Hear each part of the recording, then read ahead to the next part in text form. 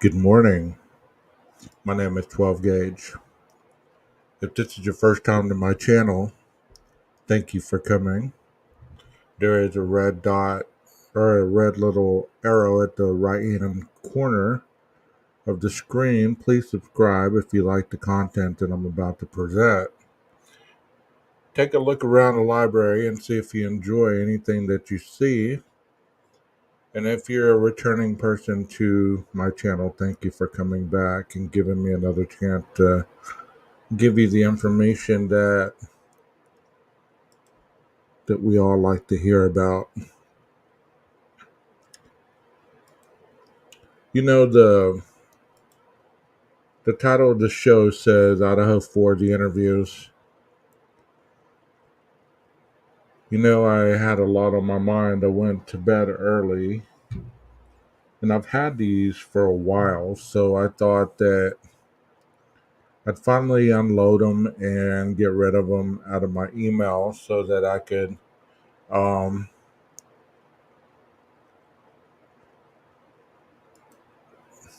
to finally get these out and about. You know, there's interviews, there's pictures, there's statements, all kinds of stuff. So I hope you enjoy what we're about to see.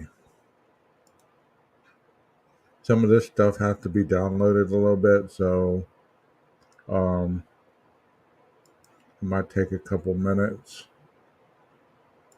Let's start with the first one here.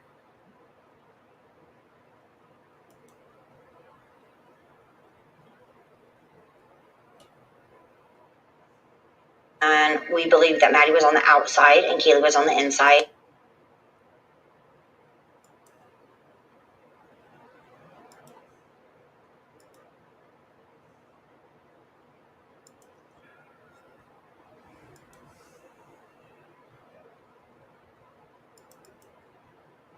Believe that Maddie was on the outside and Kaylee was on the inside.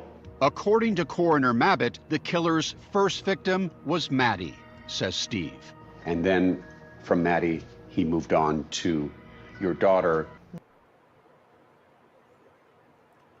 See, that was the first one. She mentioned that Kaylee was on the outside and Maddie was on the inside. And it stated that, you know, for a long time they didn't know the locations of the bodies. And when she came out and spoke, she kind of broke it down for everybody.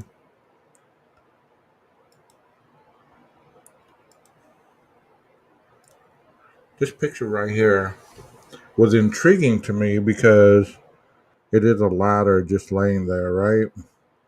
And most people they get caught up on this ladder, and a lot of time they say, well, that ladder was used in the crime. That ladder was used in the crime.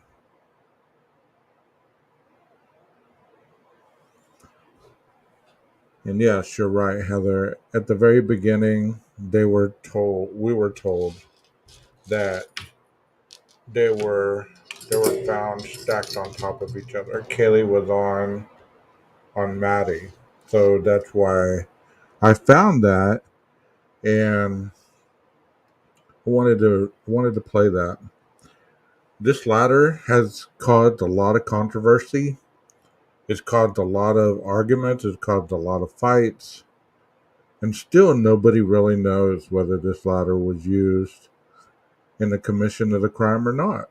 I mean, all we know is that one moment it's laying on the side of the house like this, and the next moment it has crime tape around it.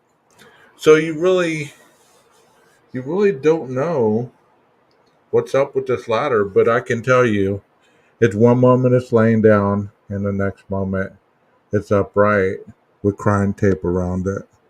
So I just wanted to show that to you guys.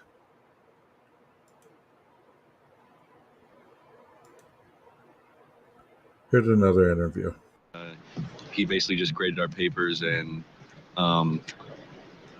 was there if we needed extra help outside of class. He wasn't always there. He would come in, be there for 10 minutes, leave, not say much. So he didn't really do that much, but you could tell there was some off about him. Very quiet, calculated about what he says.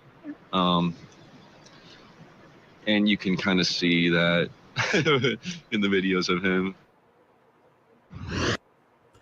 Okay, let's play that again because this is one of the students talking about Mr. Koberger. So listen to what he says. I mean, do you think that he was paid to say this?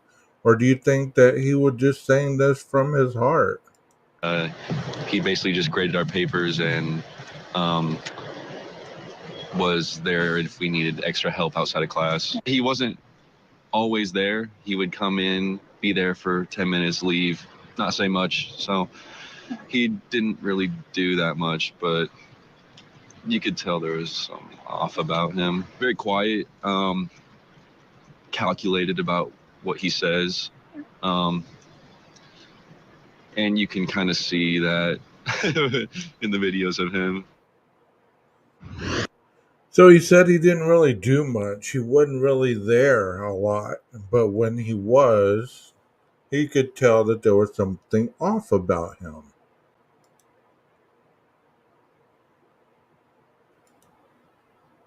At 9:12 a.m. and staying for about 10 minutes. But that isn't the only location police placed Koberger that day in the hours after the murders. According to the probable cause affidavit, Brian Koberger's cell phone records show him moving south from Pullman, Washington, where he lived in an on-campus apartment at Washington State University, towards Lewiston, Idaho, about a 50-minute drive. The town of Lewiston is located on the border of Washington State, where just across the Snake River is the bordering town of Clarkston, Washington. It was here at approximately 12:36 p.m. November 13th, 2022, when cell phone records placed Koberger's vehicle here on Port Drive next to Kate's Cup of Joe coffee stand. The surveillance videos here at the U.S. Chef's store show his white Hyundai Elantra drive past. Then, just 10 minutes later, at 12:46 p.m., Koberger's cell phone records place him at the nearby Albertsons grocery store. Surveillance video at 12:49 p.m. shows Koberger walking through the store and purchasing unknown items at the checkout. He leaves at approximately 1:04 p.m. The probable cause affidavit does not indicate location data for the next few hours of the day. It isn't until around 5:30 p.m. that the affidavit indicates Koberger's cell phone located in Johnson, Idaho. But there is no Johnson, Idaho. The affidavit may have meant this community of Johnson, Washington, right on the border of Idaho State. It's a location consistent with the affidavit's route, and it's surrounded by cell phone towers. For 3 minutes from 5:32 to 5:36 p.m. November 13, 2022, Koberger's cell phone pings here near the community of Johnson. But then his cell phone goes dark for 3 hours. The affidavit notes that this location in Johnson is consistent with the phone being in the same area that it traveled in the hours immediately following the murders. And according to the affidavit, from 5:36 p.m. when it was in Johnson until 8:30 p.m. November 13th, Koberger's phone stopped reporting to the network, meaning he turned it off, put it in airplane mode, or the phone was in an area without cell coverage. While the probable cause affidavit does provide new revelations into the movements of the alleged killer in the hours after the murders, there are still many questions that remain. Why did he drive so far to the grocery store? What did he buy there? Did he get rid of that murder weapon and other incriminating evidence along the way, or during that 3-hour period his phone went dark? For now, we wait, and answers may only come during his trial. Report. Why did he go to that grocery store? This is the cell towers along that route. As you can tell, they're high up above on the mountain area, so you know, I don't know why there would be no cell coverage. Um, but that's an interesting question. Why would he go all that way to Albertsons when the shopping was better in Moscow? Roommates who survived were also likely asleep, but that they were in the basement. And when they woke up, they thought a roommate had passed out, initially calling friends over, who discovered a much more sinister scene. This morning, police in Moscow, Idaho, revealing for the first time that before a 911 call was made, the two surviving roommates of a deadly rampage that killed 4 students summoned friends to the off-campus home, telling authorities they thought someone on the second floor had, quote, passed out and was not waking up. What I do know is that they woke up later in the morning. They recognized that something was amiss as far as they believed that the roommate wouldn't wake up. They called some friends. The friends came over. They called 911, and that's when the officers arrived. Police say multiple people spoke with the 911 dispatcher before an officer arrived. You have victims with multiple stab wounds. How does that translate to my roommate's passed out and won't wake up? So I haven't seen the scene, and I'm not exactly sure what they saw in the morning. But what we believe we know is that when they woke up, they believed that the roommate was still passed out, wasn't responding, and they Wasn't called some responding friends. to what? I'm not sure. Detectives do not believe anyone at the scene was involved in the crime. This TikTok. Listen to what she said at the very beginning. This is one of the reasons that I played this. Listen to what she says about the roommate, the surviving roommates. Roommates who survived were also likely asleep, but that they were in the basement. And when they woke up, they thought a roommate had passed out, initially calling friends over, who discovered They were in the basement. This was early on footage, so it's like, was everybody scrambling around to try to get the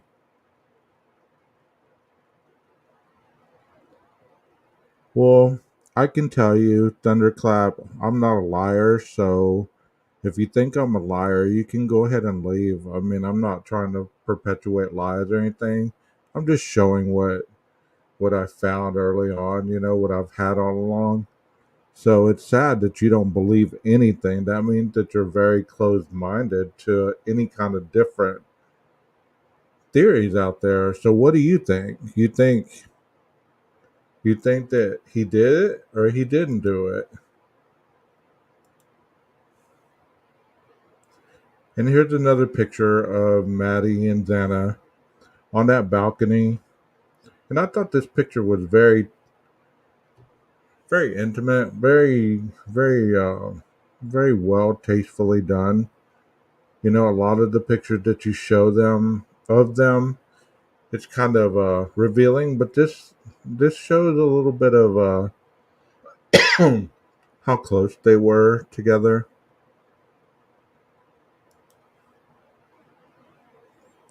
And this is a map of the house, obviously. Um, this is the third floor. This is the room where Kaylee and Maddie were found. Kaylee's room, obviously, and there's the middle stuff. And this is just a map of from Pullman to Moscow.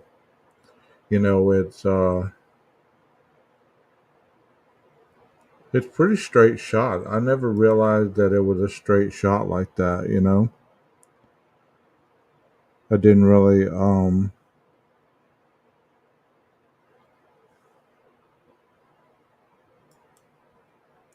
so just a bunch of stuff that I found that I keep finding.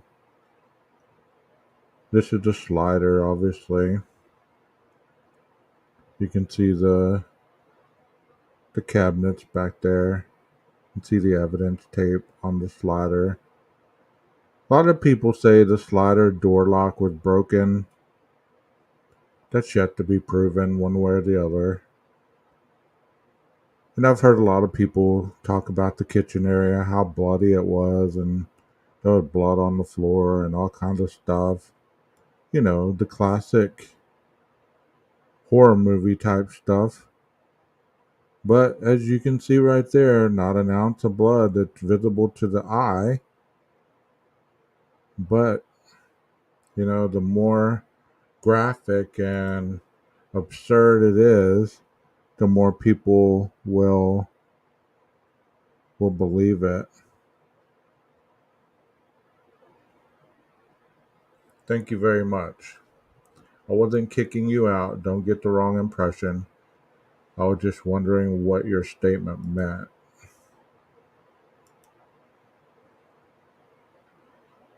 And this is a photo that I was trying to see if you could possibly see that camera on this apartment right here. Because Swamp Rose and I had talked about this for a long time. And she even showed a camera on like an awning right here. So if this building wasn't in the way, you could see a lot more, I guess. I guess it's from the angle that this was taken. So it's like right here somewhere that camera's supposed to be that captured the triangulation of them being dropped off and everything, supposedly. So it's always interesting to me that there's so much traffic on this street, but you know, how in the world how in the world can a car, and I know this is a different day, I know this is, you know, it's obviously snowed and all this, but I know that I've seen multiple cars all over this area park like this. There's been some on this side, up the hill on the other side of the Queen Road apartment. I've always wondered, how in the world did a car supposedly get in there that quickly, maneuver around all those vehicles? Even in the back of the Queen Road apartment, there was cars along that back side of the parking lot. There were cars parked obviously in the parking lanes. How in the world can a car go through all that? I know it's possible, but you don't think that you're going to have to go a little slower? Especially since the weather was kind of nasty that night. You know, you'd have to kind of slow down a little bit, wouldn't you think? Not to sideswipe any of these vehicles. Because I worked in a city where a lot of people, it was a college town, so a lot of the traffic violations were swiping parked cars because the streets were not narrow, but the cars usually parked on the road. And a lot of the citations were due to sideswiping vehicles. So think about being intoxicated and driving around a college town and accidentally sideswiping a vehicle, especially if it's dark. I'm not saying that's what happened here, but you know, imagine supposedly this area was pitch dark, you know, it was really dark. So unless you've been here before, you're not going to understand the layout of these vehicles being parked. I mean, even if you turn on here and you see all these vehicles, and then you see up the hill that the vehicles are on the left side, I mean, it's very steep. So you're going to have to take your time, you know. But as we've seen in other footage, that a vehicle was going pretty quickly around these houses. So I don't know how that makes sense, but okay. Or on any of the floors without everybody in the house knowing it. Cole Alternator says the building doesn't offer much privacy and was well known to students. A lot of students are very familiar with the inside of the home. around the community. There have been thousands of people that have likely been through it throughout the years. Even when we had it, there were people that would come and knock on the door or walk in thinking that it was somebody else's house. Now, as the school I thought that was interesting that he said even when they had it, people would just walk in thinking that it was somebody else's house. How could that be? That people just walk in randomly? That'd be like right now at this time of night, somebody just walks into your home thinking that, somebody else lives there. Here where I'm at, it's 2 in the morning, or it's actually 2:30. So that would be like people coming home drunk from the bars and stuff, or intoxicated by something else, and they just walk into your home being like, "Oh, hey, I was in the neighborhood. I thought I'd stop by." Can you imagine living in a house where people would do that, like all hours, and you not even realize that? I mean, it's just crazy. Just crazy. Yeah. I mean, you have that dog, but they did. I mean, their dog didn't seem that aggressive. I mean, maybe it might have been. Who knows? I mean, I didn't know their dog, but would he have even barked if he recognized you? You know what I mean? Like if you've been there more than a couple times, your scent's gonna be, around the house, even if you can't smell it. You know what I mean? Like the dog can recognize you from a distance. I've always heard that dog can smell things further away than humans, so their sense of smell is very, very intricate. So, that being stated, maybe that dog knew a lot of the people that came in and out of that home.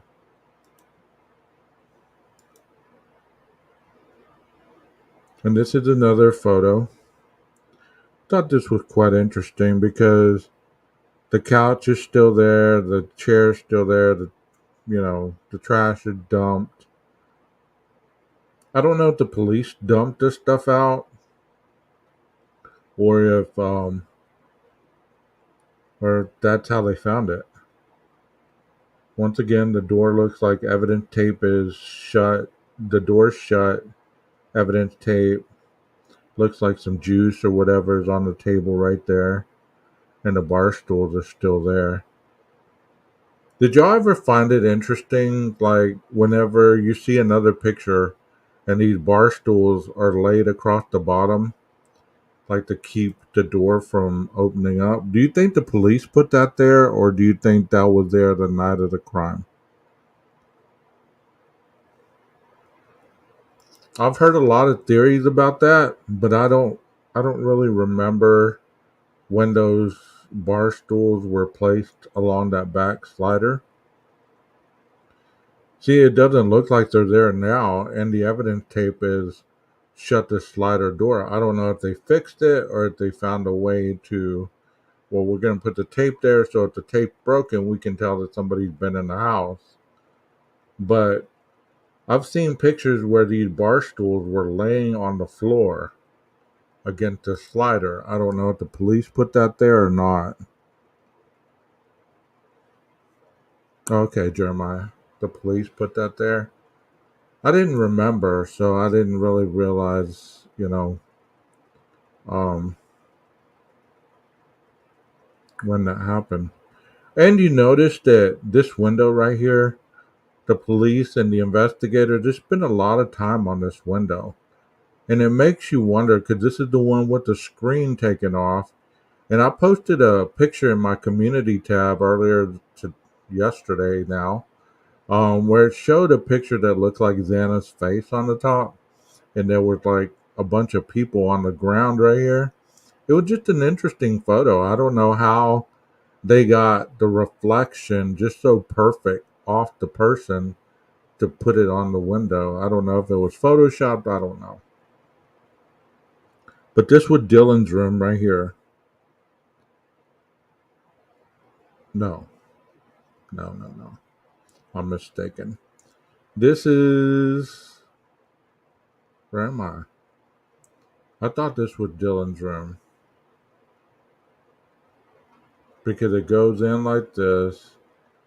There's the pantry right here. And then it goes into the stairs go up. And the room's right here.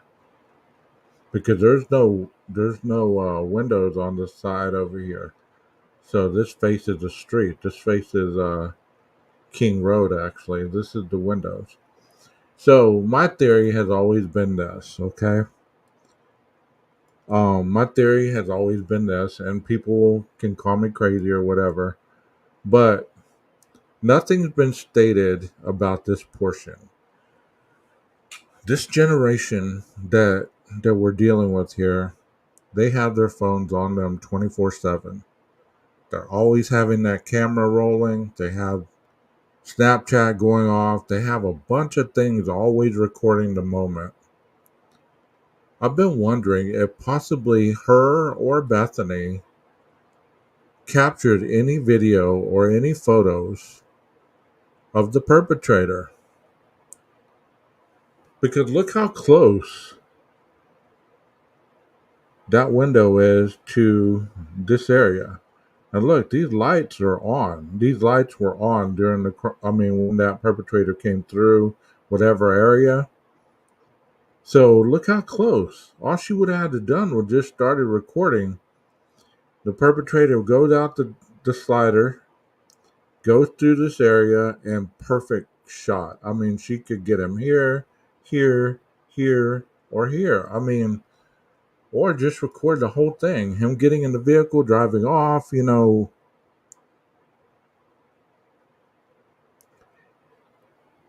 it's just interesting. It's just interesting with the perspective of today's generation, how they capture everything on video or photo.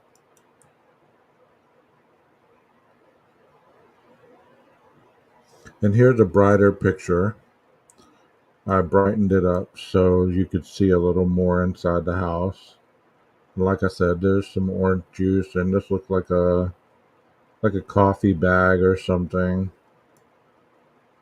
There are the bar stools, obviously, in the trash.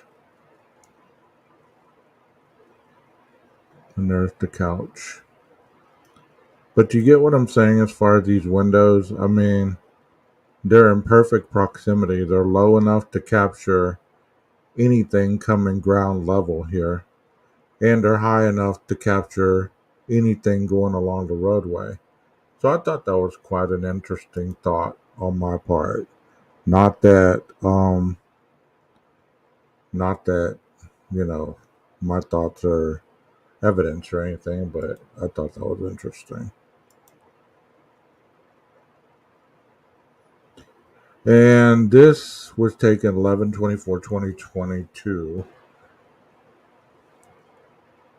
You remember a lot of the pictures that were taken, and this doesn't really mean anything, but look in Kaylee's window. There's a window unit. Any of the other pictures that I've seen after the crime, that window unit's no longer there. And I know eventually it boarded up the house and all this stuff, but it was wintertime. I don't know. I wonder if the police took that out or family took it out. Family asked for it. Anything of that nature.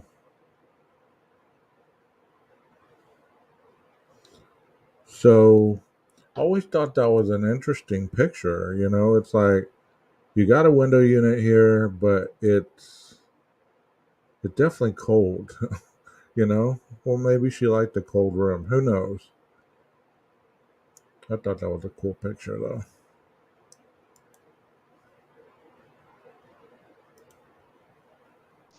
This is a lady interviewing the neighbor downstairs from Brian's apartment. Listen to what she says.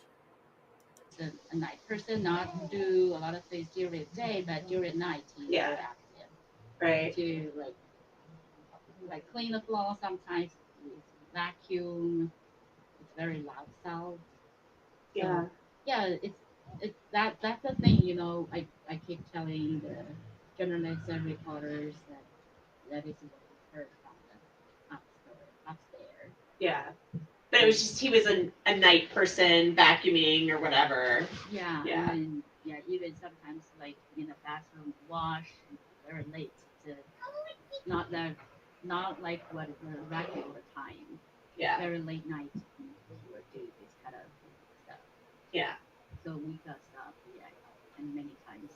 Did you ever ask him to quiet down or anything? Or? I actually wanted, but I didn't try. Yeah. And once when I met him, we just say hello. I just want to say, could you please keep it quiet because we wake up during night and have kids in it. But I didn't do that. I think maybe because he just moved in August, maybe he needs time to get used to. Sure. So you heard it. I mean, and there's a lot of individuals that aren't going to really consider anything that's been reported. And I don't understand that at all. I really don't. Like, at one point, you have to ask yourself, it's like, what would be the purpose of reporting false information? I mean, I get it, but what would be the point?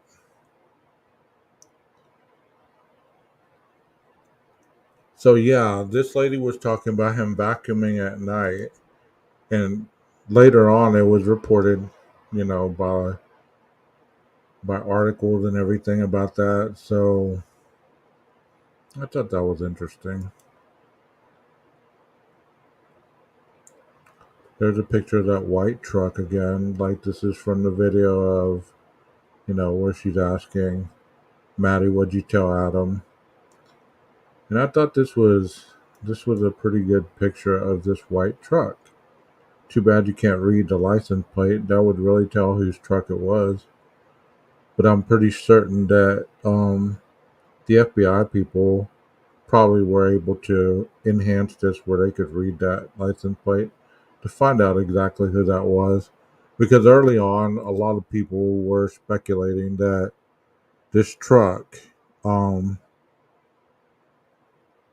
had a lot to do with the crime.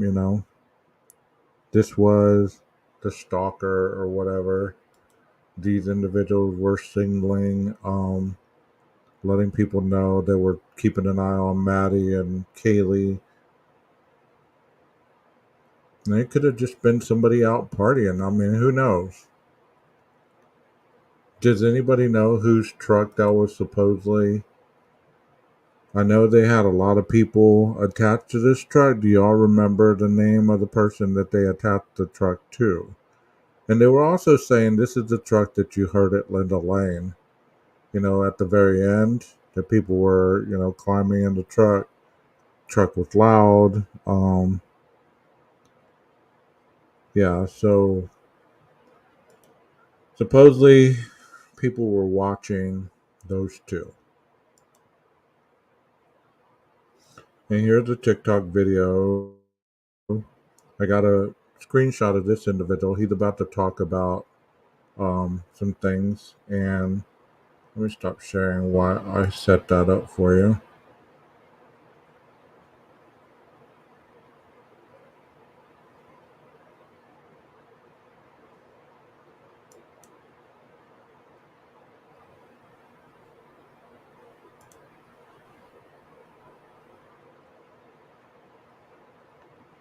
Well, I thought I got his interview. I guess not. Well, he was basically just saying that um, he was a childhood friend of Koberger's and basically shocked that he had been implemented in all these crimes and everything that were supposedly being said against him and everything, and he was kind of shocked. at the rest of the world, I'm sure, who knew him. This next picture that I'm going to show is from a student that supposedly sent this to Mr. Koberger, and this was his response. I'm glad that this course has given you a more nuanced perspective pertaining to criminal justice. Have a great break. December 16th at 7:20 p.m. Brian Koberger. So that sounds pretty friendly, right? And this is on something called Canvas. Whenever you turn in an assignment, the instructor responds to your grade, or they give you some kind of comment on how you can do better. But this person obviously got 125 out of 125 points, and they did great. And that's what Brian supposedly wrote to that student. I thought that was pretty nice, you know. It doesn't sound harsh at all, does it? I'm glad that this course has given you a more nuanced perspective pertaining to criminal justice. Have a great break. And this was a female student that he wrote this to. I saw this and I was trying to figure out what this was. I guess this is from Kopaka's thing. Supposedly, she wrote in his online obituary,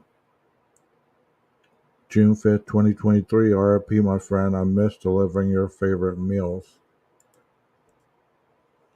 And I think that's where that was, from Kopaka. So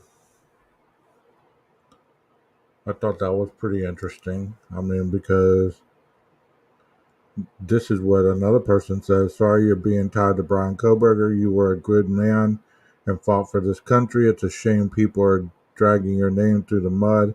Rest in peace. Thank you, Brent. So yeah, this was his online obituary, and there's no way of telling if that was really Emma Bailey. But if it was, I mean, interesting. Very interesting.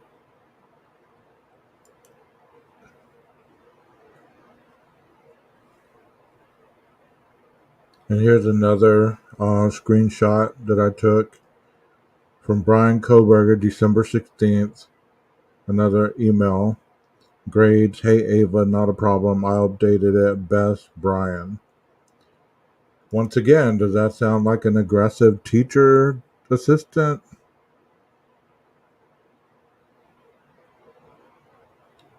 It doesn't. It sounded like a teacher. I mean, I've gotten plenty of these. They're short and to the point. You know what I mean? It's like, good job. Yeah, I went back and changed the grade because you fixed the problem, or you fixed the assignment and you added more detail, or this or that to the other.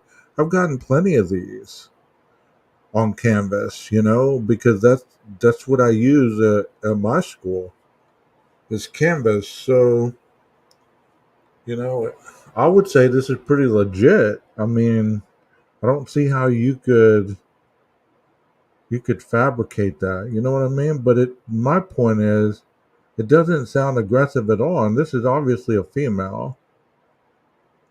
But he used the exclamation points. I don't know if that was just him trying to say the importance of, hey, don't worry about it. I updated it.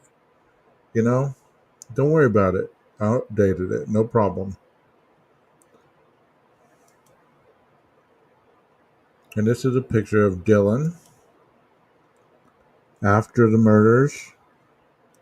Um, this was just a random picture.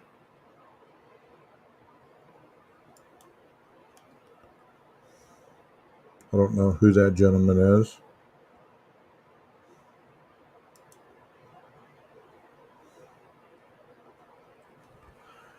This is something I thought was interesting too. I found this. It says Brian Koberger told a fellow Washington State University graduate student living in the same on-campus housing complex that he submitted his DNA for consumer genetic testing to explore his ancestry. The neighbor told the Idaho Statesman. Koberger, 28, was a PhD student at Wazoo's Criminal Justice and Criminology Department. He now stands charged with 4 counts of first-degree murder and felony burglary in the killing of 4 University of Idaho students on November 13th. We all know that. Koberger's neighbor said the two became acquainted while crossing paths on the residential property a handful of times after each moved there in August. The Wazoo PhD student lived across from the apartment where Koberger resided until recently, and he said the two traded cell phone numbers. So I wonder if that was that guy Christian Martinez that he was talking about, or that was interviewed right here.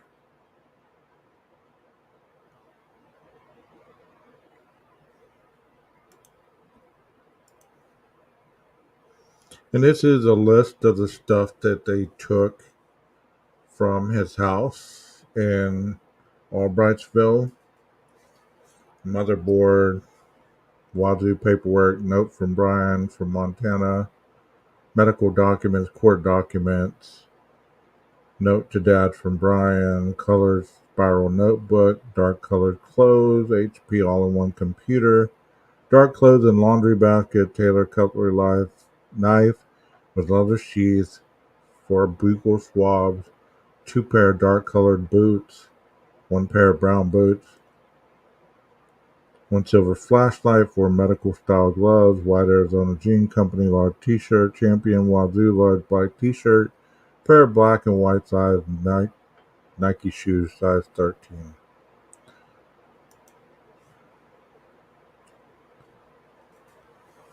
And this is another article that I thought was interesting. That August evening, the 2 grad students ran into each other in the large housing complex parking lot next to their building, the man said during an interview at his apartment.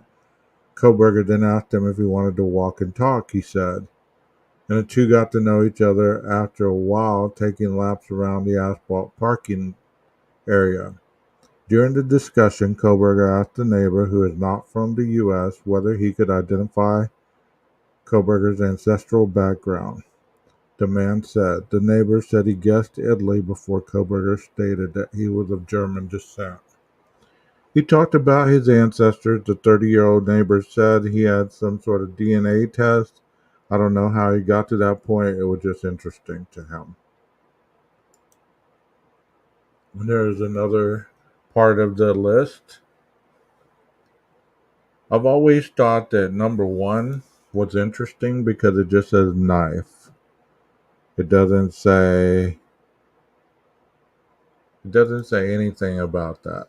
What type of knife? The other parts say exactly what type of knife.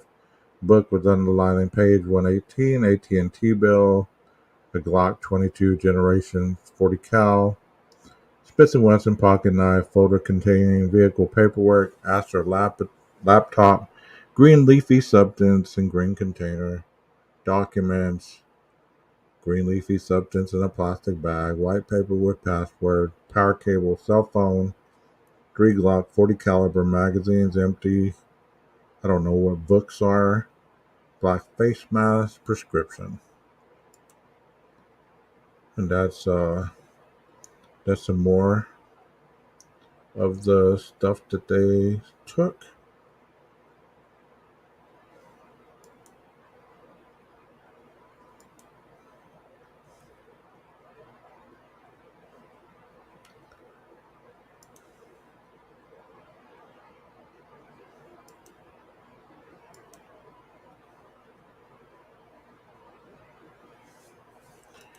And this was written by Kara, which is Xana's mom. She said, shakes my head. Like I said, though, I find it very interesting how BK's professor or anyone who hung out with and spoke to my daughter and her friends that night have not said hardly a peep. Not even something like, hey, yeah, I was at that bar and I saw Kaylee and Maddie, spoke with them. Nothing. Or, hey, yeah, Ethan and Dana were at the Sigma Chi party. Ethan got into a bit of a scuffle with Loach, but Dana broke it up. No big deal, nothing. Yeah, and I know that happened because she happened to talk to her father that night when they left the party. I'm not saying it had anything to do with anything. That's why I want to know more about it, though. There's a whole lot that could, let's see, be said and explained and therefore help answer questions. What are FBK did not act alone? What if he was paid by someone to do it? What if he's innocent and someone did it? There's still a whole lot of questions and not nearly enough answers. We simply do not know. I don't know, you don't know. At the moment, none of us do. Since when do we just not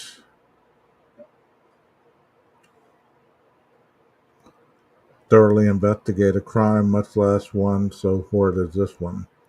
If you can see the logic in that, then I'm sorry, and I pray to God nothing like this could happen to your own child. This was my daughter, though. I want no stone left unturned. I'm going to make sure it won't be. I would hope all would be on the same page. That's true. I mean, you would hope. You would hope that somebody would not take everything lightly, you know?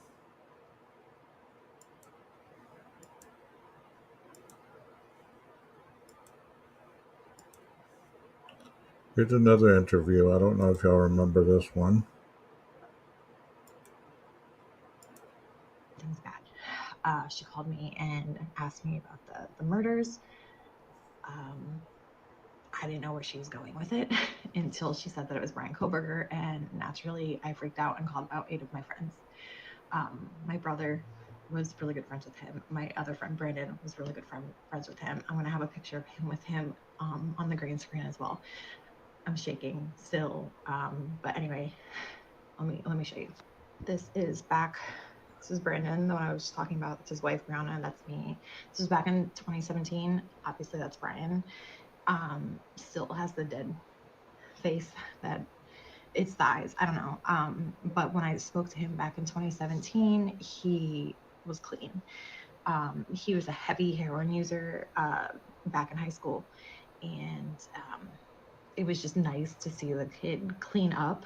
And at that time, he said he was doing security detail. I believe it was out of school, is what he told me. But he seemed like he was better. Obviously, that wasn't true. Here's another picture from a party that we had at Brandon's house. That's Brian there. He used to be a bigger kid as well. But again, that's him. And then at the same wedding, I'm here, but he's back there. He was sitting at the same table as me and my mother. But he is back there enjoying a drink. I was sitting right next to him. We talked. He seemed fine. My mom sent me the old school yearbook. That was him. Brian Koberger, that's him. He went to Pleasant Valley. Graduated with, I think, my friend Christopher, a year younger than me. This is when he nonchalantly decided to make me drive him around the Poconos for heroin, and I had no idea. I thought I was just doing a nice deed because he needed something, and it turns out that he was getting heroin. Sorry, my voice is shaking. I might make a part 2. I probably have to. I don't have a 6-minute feature. I only have a 3-minute feature. I also talk really fast, so I'm sorry.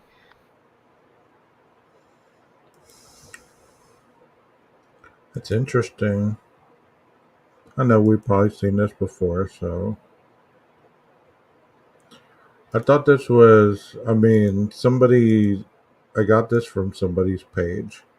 So I thought, what are they trying to say here? Truly this happy when I work with this person. So Kaylee's wearing black gloves, as you can see. And this person was trying to say that these are the gloves that were found in the front yard. These nitrate looking gloves, which nobody knows. Nobody really knows. I just thought it was interesting that she's wearing those type of gloves I had those type of gloves on in the video too. So I mean, they're readily accessible. So people usually wear those gloves when they're cooking your food or they're pouring your drinks or whatever, because they don't want to get their stuff on your stuff. So she worked at Dutch Brothers. So I thought that was interesting that she's wearing those gloves. And possibly that glove that was found in the front yard could have been hers. It says court record newly obtained by ABC News revealed that Mr. Koberger was arrested and charged with stealing one of his sister Melissa's cell phones back in 2014. The then 19-year-old had recently left rehab for drug addiction issues and had returned to the family home in Pennsylvania. Then on the 8th of February 2014, he stole a $400 phone and paid a friend $20 to pick him up and take him to a local mall where he then sold it for $200. When confronted by his father Michael over the theft, Mr. Koberger chillingly warned him not to do anything stupid. According to the court records, his father reported the incident to the police. Wow, in 2019, an iPhone was only $400. What are they now? Like 1,200? I don't have an iPhone. I have an Android, so I don't know. But that was interesting that, his father reported him to the police, and supposedly, as it said, he told him not to do anything stupid. So it is what it is. The fact of the matter is we don't know one way or the other, and it's interesting how narratives are painted and pushed and everything else. And I by no means am trying to push a narrative by showing any of this stuff.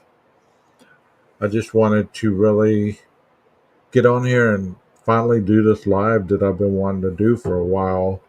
I just didn't know how to present it or how to really put it out there without trying to sound one-dimensional. And I hope I did a pretty good job at that. Because the last thing that I would want to do is to sound one-dimensional and to sound like I'm saying he's guilty or innocent or any of that. I mean, one day I'm sure you'll get my belief on that. So that concludes my live. I'm shocked that there's 37 of you that are still up and about. If you would hit the like button, subscribe if you haven't already subscribed, and come check out my channel. Even though I don't do a lot of IDAHO4 stuff, I mean, I probably do one video or maybe two a week, if that. But I try to do other things because, I mean, to me, there's really not a lot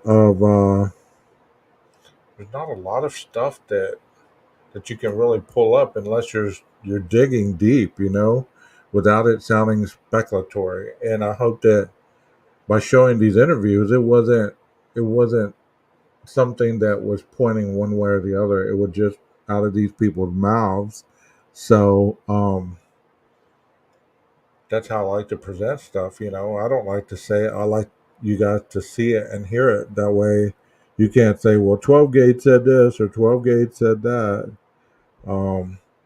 So I hope you enjoyed that, and y'all have a wonderful, wonderful night.